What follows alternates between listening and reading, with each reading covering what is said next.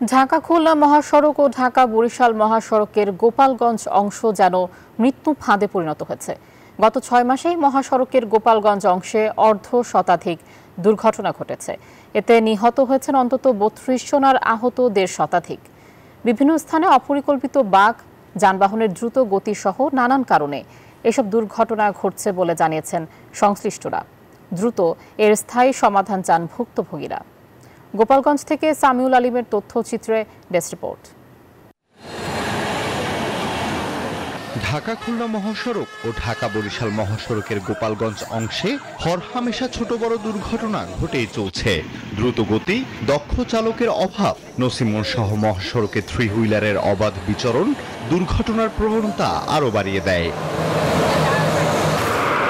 এছাড়া এই মহাসড়কের বিভিন্ন স্থানে অপরিকল্পিত বাঁক দুর্ঘটনার অন্যতম কারণ।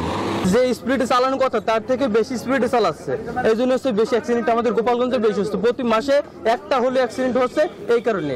বয়স্ক যারা আছে তারা দেখা যাচ্ছে বাবা মোটরসাইকেল কিনে দিচ্ছে, তারা এই বাবার মোটরসাইকেল নিয়ে মেন রোডে ওঠে, যার কারণে কিন্তু অ্যাক্সিডেন্টের প্রবণতাটা বেশি হচ্ছে। লাইসেন্সবিহীন বা বিভিন্ন যে গাড়ির চালক, আমার মনে হয় না যে এই গাড়ির চালকগুলো সঠিক। কেউ কেউ সাইড দিয়ে চলে না এই লাইনে, দেখা যাচ্ছে যে রাস্তা যদি একজন হাইতেও যায় তার বাউলি দিয়ে হেলাই দিয়ে মারিয়ে দিয়ে চলে যায়, রাস্তা কিন্তু পিড়াই দেয়। বান্ডেল থাকলে প্রতি সেনমানিতে টাকা বাঁচবে। বিকাশ সেনমানি বান্ডেল কিনে জিতুন প্রতি লেনদেনে। নিজেদের দোষের কথা স্বীকার করে নানা সমস্যা আর প্রশাসনের উপর দায় চাপান চালকরা। আর হাইওয়ে পুলিশ বলছে নিয়মিত টহল, দ্রুতগতির যানবাহনকে জরিমানা করা সহ চালকদের নিয়ে সভা করলেও পরিস্থিতি সামাল দেয়া যাচ্ছে না।